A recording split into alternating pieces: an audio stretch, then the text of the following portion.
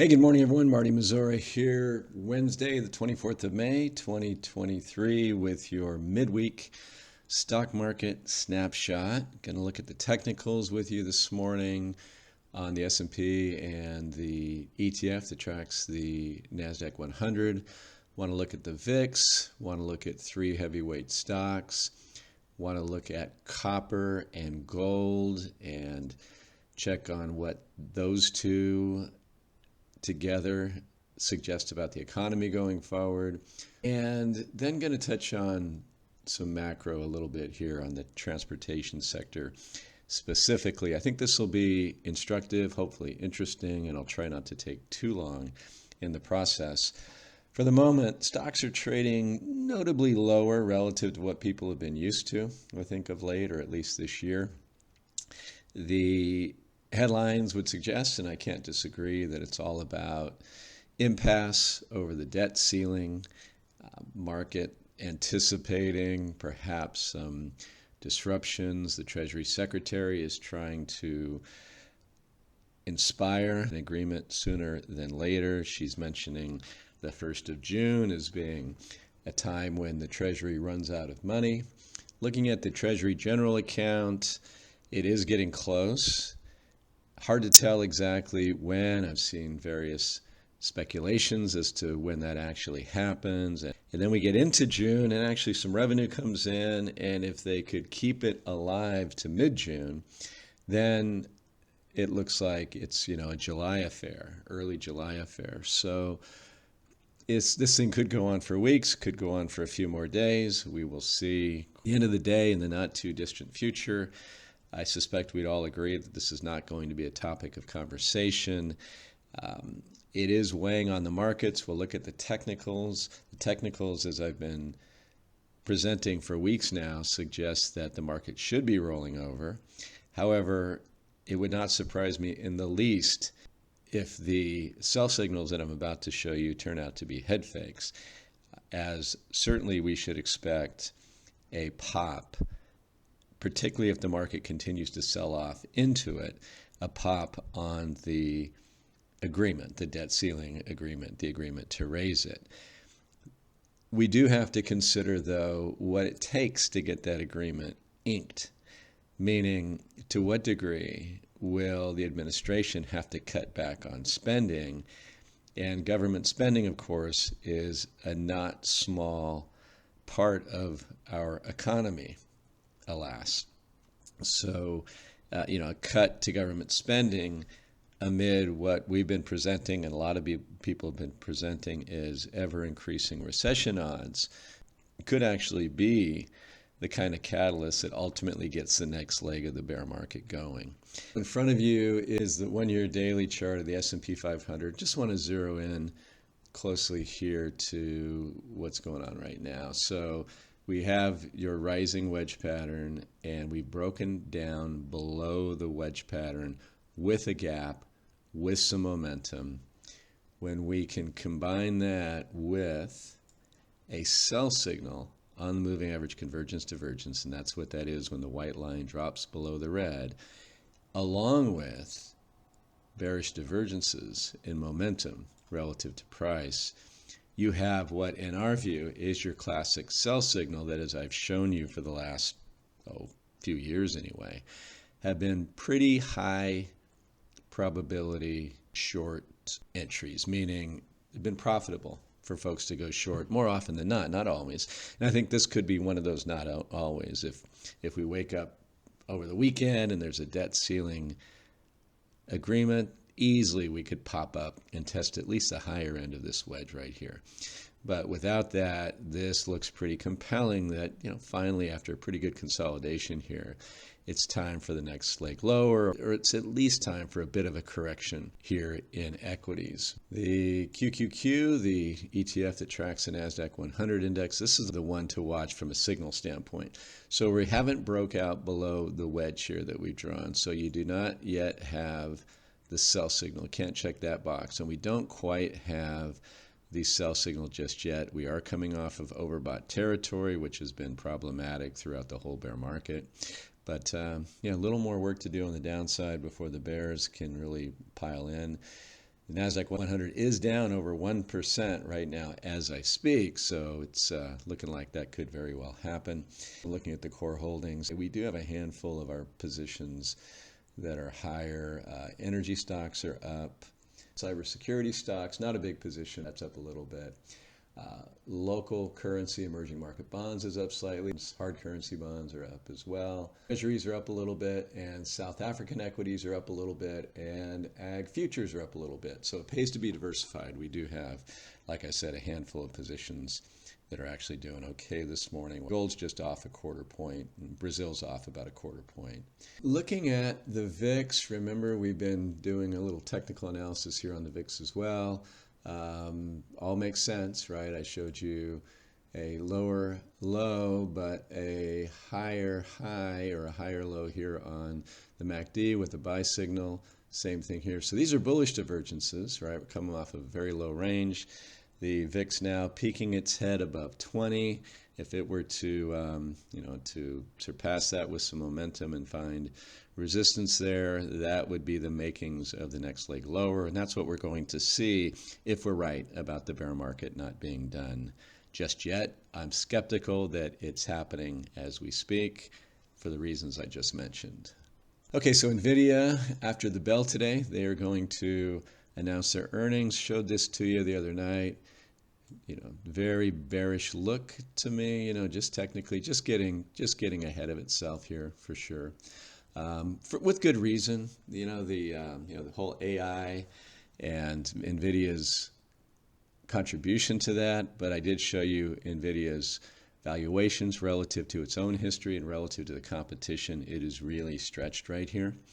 So, maybe price for perfection, anything disappointing, and I don't anticipate that it's going to sound disappointing this evening, but anything that's not quite what the market expects, could see this thing come plunging down. It's up a ton, as you can see this year. But technically, without the story, and it is a story stock, so you got to watch out for those. But technically speaking, this is, this looks like a setup and a stock price that's destined to come off of these levels. Absolutely, unequivocally. We could shoot above here with more force, more momentum, and burn through these divergences, and this bearish look goes away. And that may happen, but right now, this is what it looks like. Apple, the biggest company anywhere right now, this would be an objective short opportunity here. You broke down below the rising wedge. You have a sell signal here. Very, very definite bearish divergences coming off of nearly overbought territory. Everything a short seller would want to see who looks at the technicals the way we do. I'd be very careful here, however, shorting anything against a pending agreement in Washington. Same thing for Microsoft. You're good to go if you wanted to short Microsoft right here. You broke down below the wedge, got your sell signal from very high levels here. Boy, this is just something that tends to lead to pretty good corrections. Yeah, I can draw that picture, right back here for certain, right? And there's your sell signal, right? Coming off of nearly overbought territories, and there's the price going from high 200s all the way down to 220. So not a small correction there. If we're right about what we expect to see based on probabilities as we see them today, always subject to change. There's lots of downside to be had where the major average is concentrated. So looking at a little bit of macro stuff here, the copper gold ratio is one of the components actually in our equity market conditions index that we score once a month. But I'm taking you back about 25 years here. And the white line is the ratio of copper to gold. So when it goes down, copper is underperforming gold. When it goes up, copper is outperforming gold. Copper, or as it's been dubbed Dr. Copper because it has a PhD in economics, as they say, is an economic indicator. Gold, on the other hand, would be something to buy when you're afraid the world's coming to an end, so to speak. So that copper-gold ratio, as you can see here, and we could run this back for decades, should be respected, right? So here we have it rolling over. Here's the tech bubble recession. Here we have it rolling over. Here's the great financial crisis. Here we have it rolling over before anybody could spell coronavirus. There's that recession that got saved by government. And here we are now, folks. So again, very supportive of our overall recession thesis. We got down here, right? But we didn't have recession, but we did have a pretty good correction here in stocks. I'll talk about what this index is right now. So it's not always conclusive. It's just a red flag. And right in here, I think our index back-tested got to 8, and that would be our economic index. At 0 and below says recession coming. And so we got pretty low, and we were definitely declining in here. But we never got to 0, and our assessment, even though we weren't scoring an index back then, never got to recessionary. So we hung in there all the way through this before we started hedging here in August of 2019, when things like the copper-gold ratio and then all the other things that are in our PW index were telling us that recession is now a likelihood. And it's still telling us that right now in pretty decisive fashion. So the orange line is actually the NASDAQ 100 index. And I did this in the spirit of yesterday morning's blog post, because I essentially said that stocks, tech in particular, are in a tough spot right here, and that we get the fact that tech is interest rate sensitive, so if rates are going to come down, then tech should perform. People call it a defensive sector. I push back against the fact that it would be considered like consumer staples. I don't agree with that. And we also get that artificial intelligence is a game changer. I don't think there's any doubt about that. How that quantifies in terms of productivity gains and what it ultimately does to the economy, of course, remains to be seen. But a lot of people, really smart people, are very bullish about what that implies. What I'm saying is we get all that, but tech is still going to be very tethered to the economy. At least it has historically. So here is, here's the copper-gold ratio rolling over. Of course, recession right there. Here is tech going down, 80% from peak to trough, right? Here is the copper-gold ratio, economic conditions rolling over. Here's tech rising in the face of that, ultimately to give back 50% during the great financial crisis, right? Here is the ratio rolling over. Here's tech, double-digit correction in there. Again, in the 2011, we got nearly a 20% correction in the S&P 500, probably close to that here. This was 16% in the S&P. I'm assuming it was right in there as well. And you can see copper-gold ratio rolling over ahead of that. Here you just kind of have a double top on the ratio while tech stocks continue to go higher. And then here you have it rolling over, right? Here's that 2018. S&P was down about 20% there. Continue to roll over. Here's your COVID situation. Here's what I'm getting at. So yes, tech was rolling over as the market was correcting, and here's tech coming bounding back, right, with the copper-gold ratio plummeting. So this, to me, if nothing else, just is a very risky setup for tech, and that's what I'm implying here. I don't know how it's going to play out. Certainly this, reflexively speaking, could pull everything back, and we get a lot of optimism. We'll see. Right now, that looks very much like a bear flag pattern. And if that were the case, you take your flagpole, you go here, and you have a pretty significant downturn ahead of you. And I think that's very much within the realm of possibilities based on all the other indicators that we've talked about and shown you here.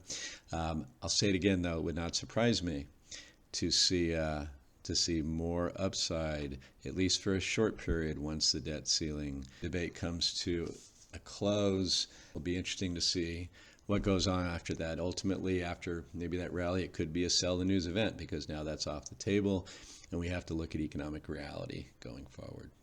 Last but not least, before I get to this chart, I want to read to you from Peter Bookvar's highlights this morning. He touches on the transportation space, and he talks about seeing another below 50 print on U.S. manufacturing from S&P Global. So they do a set of PMIs like the Institute for Supply Management does, and below 50 means contraction.